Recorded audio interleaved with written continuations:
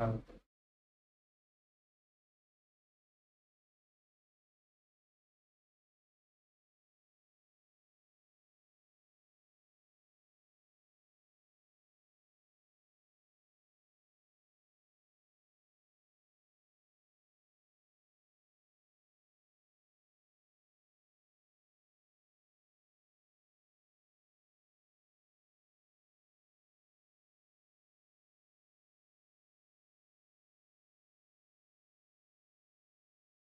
Everyone. Okay friends, આ lecture આપણું ખાસ એક અમેન્ડમેન્ટ માટે એટલે કે સુધારા માટેનું છે. આપણે જે ક્વેશ્ચન કર્યા હતા અત્યાર સુધીના એ ક્વેશ્ચન કર્યા હતા આપણે પ્રીવિયસ યર 1920 માટેના, પણ આ એક્ઝામમાં તમને પ્રીવિયસ યર જે લાગુ પડશે એ પ્રીવિયસ યર છે આપણું 2021, એટલે કે એમાં ફાઇનાન્સ એક્ટ 2020 પ્રમાણેના જે પણ નિયમો હશે એ લાગુ પડશે. તો એ નિયમોમાં જે ફેરફાર થયા છે 1920 કરતાં 21માં જે પણ ચેન્જીસ થયા છે એ ચેન્જીસ ફક્ત આપણે ધ્યાનમાં લેવાના છે. અને આ ચેન્જીસ ઓનલી 2 ચેપ્ટર માટે કરવામાં આવ્યો છે, કેપિટલ ગેઇન અને ઇન્કમ ફ્રોમ અધર સોર્સિસમાં. Profit for gain for business or પ્રોફેશનમાં કંઈ ચેન્જીસ છે નહીં. તો આપણું પ્રીવિયસ યર હવે થઈ જશે 2021. એટલે પહેલી તો ચેન્જીસ તમારે જ્યારે ક્વેશ્ચન સોલ્વ કરો તો ક્વેશ્ચનમાં તમે જે પ્રીવિયસ યર 1920 લખતા હતા ત્યાં કેટલું લખવું પડશે 2021, અને એસેસમેન્ટ યર કેટલું લખવું પડશે 21-22. ઓકે,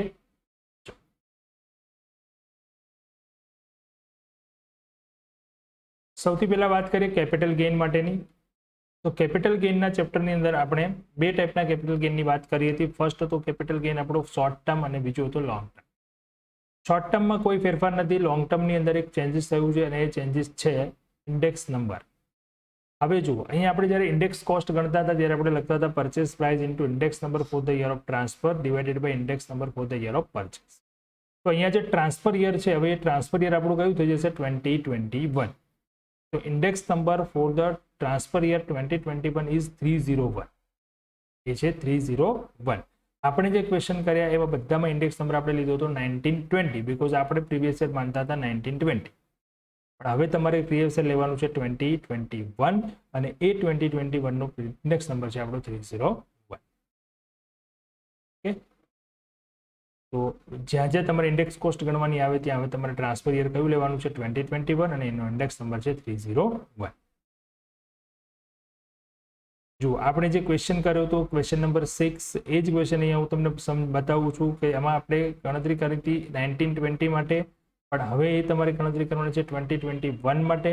તો જ્યાં તમે 289 ગણ્યા હતા ત્યાં કેટલા ગણવા પડશે 301. જો તો ચેન્જીસ ક્યાં ફક્ત થયું, હા એક ક્લિયર કરી દઉં, તમારે આ બધા ક્વેશ્ચન ફરીથી આ રીતે ચેન્જીસ સાથે ગણવાના નથી. ફક્ત ચેન્જીસ ક્યાં થયું છે એ ગણતરીમાં લઈ અને એ તમારે એક્ઝામમાં આવે ત્યારે ગણતરી કરો ત્યારે ધ્યાનમાં રાખવાનું છે કે આપણું ટ્રાન્સફર યર હવે 2021 લેવાનું છે 1920 નહીં. બરાબર છે? તો 289 જે લખતા હતા ત્યાં આપણે કેટલા લખવા પડશે 301.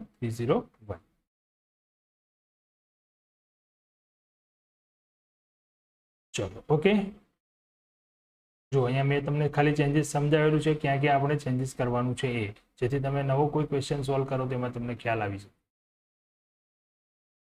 બરાબર, બાકીના બધા rules regulation as it is છે, કોઈ ચેન્જીસ નથી, એમાં ક્યાંય કોઈ પણ પ્રકારનો ફેરફાર કરવાનો નથી, બાકી બધું સેમ. જે સેક્શન 54 ની એક્ઝેમ્પશન હતી એ પણ એની એજ, એમાં પણ કોઈ ફેરફાર નથી કરવાનો. જે આપણો જેમાં ઇન્ડેક્સેશન નથી કરવાનું એ પણ સેમ, ફક્ત ઇન્ડેક્સ નંબર આપણે લેવાનું છે 2021 નો ટ્રાન્સફર યરનો, એ છે 301.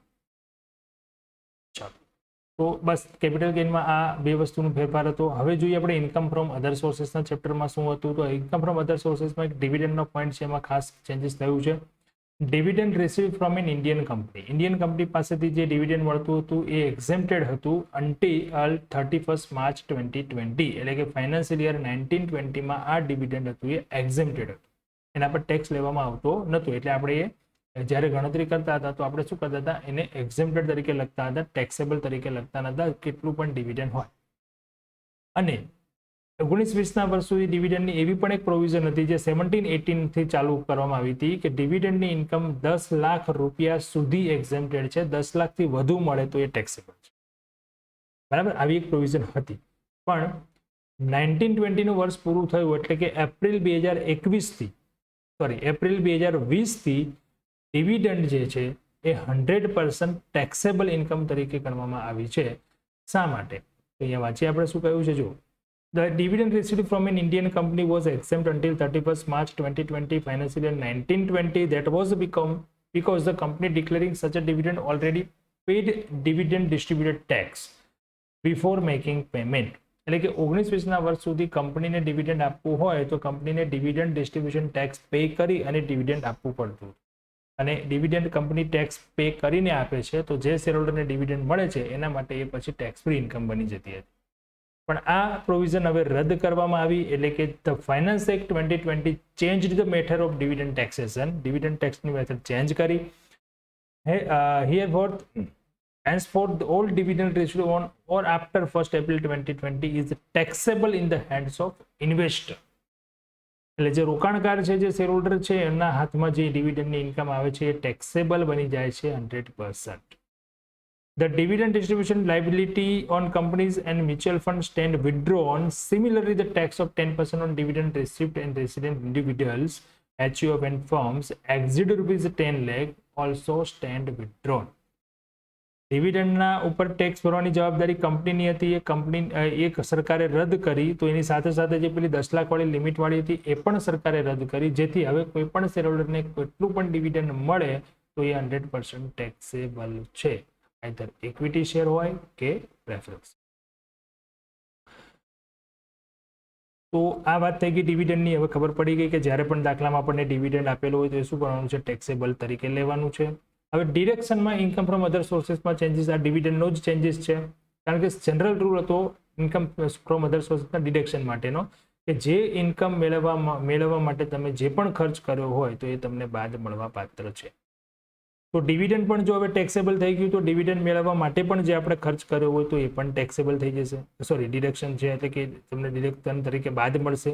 જો ઇન્કમ ટેક્સેબલ થઈ તો એ ઇન્કમ મેળવવા માટે કરવામાં આવતો ખર્ચ બાદ મળશે. તો એના માટેની પ્રોવિઝન શું કરી છે જોઈએ. Deduction of expense from dividend income. The finance act 2020 also provides for deduction of interest expense.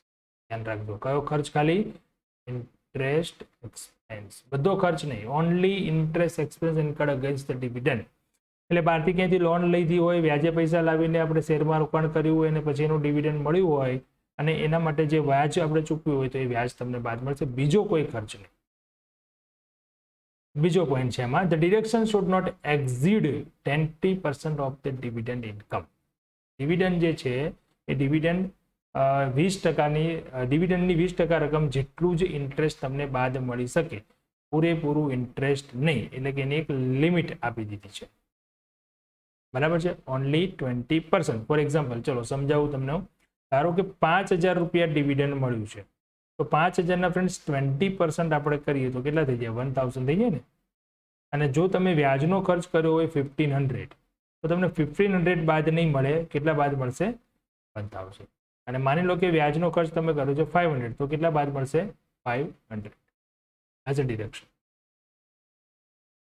Clear છે? ઓકે. આ સિવાયનો કોઈ પણ ખર્ચ, કમિશન હોય, સેલરી હોય, બધું કંઈ આપણને બાદ મળતું નથી.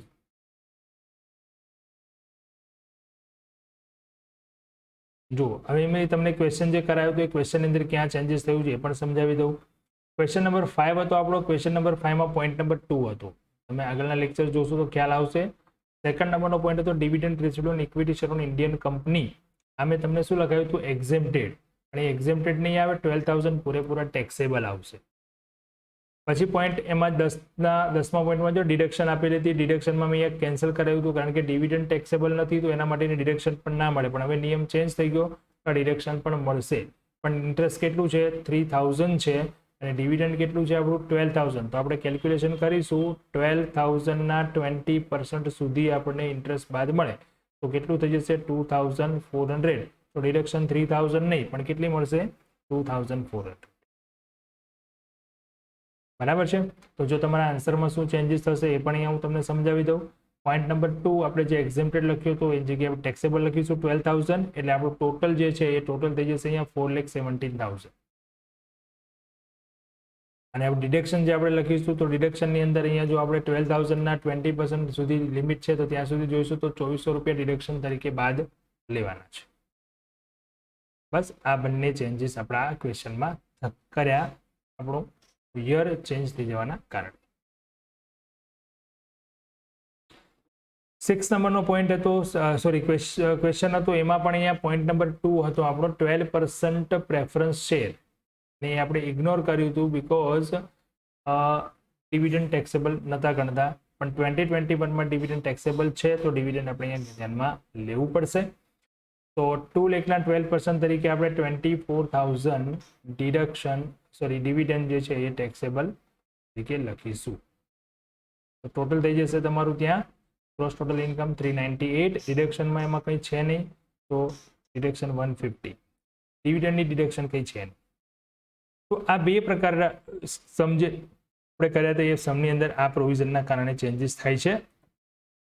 મોસ્ટ આપણે ધ્યાનમાં રાખવાનું છે કેપિટલ ગેઇનમાં એક ઇન્ડેક્સ નંબર ચેન્જ થશે અને ડિવિડન્ડનો એક અગત્યનો પોઈન્ટ હતો એ અહીંયા ચેન્જ થાય છે. તો એ તમે ખાસ ધ્યાનથી સમજી અને યાદ રાખજો, બરાબર છે. અને આ પ્રમાણે તમારે ક્વેશ્ચન કરવાના છે. ભલે મેં ક્વેશ્ચન તમને અલગ કરાવડાયા છે પહેલાં, પણ એમાં જે ચેન્જીસ થયું છે ચેન્જીસ ધ્યાનમાં રાખજો, બાકી કોઈ ચેન્જીસ નથી, બાકી ક્યાંય કોઈ ભૂલ કોઈ મિસ્ટેક છે નહીં, જસ્ટ આપણે આ ચેન્જીસ કરવું. અને ક્વેશ્ચન તમે સોલ્વ કરો ત્યારે ક્વેશ્ચનમાં ધ્યાન રાખજો ખાસ, અહીંયા 1920 નહીં આવે, કયું વર્ષ થઈ જશે હવે આપણું 2021, અહીંયા થઈ જશે 21-22. ઓકે, તો એ સાથે આપણું બંને ચેપ્ટરના જે અમેન્ડમેન્ટ હતા એ આપણે ધ્યાનમાં લીધા. ફાઇનાન્શિયલ યર ચેન્જ થવાના કારણે અમેન્ડમેન્ટ થયા હતા એ આપણે ચેન્જ કર્યા, જોયા અને સમજ્યા. તો આ જ પ્રમાણે તમારે આ બંને ચેપ્ટરમાં ધ્યાનમાં લેવાની છે બાબતો. અને બિઝનેસ પ્રોફેશનમાં કોઈ ચેન્જીસ છે નહીં, એ ઓકે છે બધું. ખાલી એમાં તમારી યર જે છે એ 2021 અને 21-22 લખવાનું છે. ઓકે ફ્રેન્ડ્સ, તો આ સાથે આપણો કોર્સ અહીંયા કમ્પ્લીટ કરીએ છીએ અને દરેકને એક્ઝામ માટે બેસ્ટ ઓફ લક. ખૂબ જ સારા માર્ક્સથી તમે બધા સારું જેટલા હો એવી પ્રાર્થના. Okay, thank you and have a good day.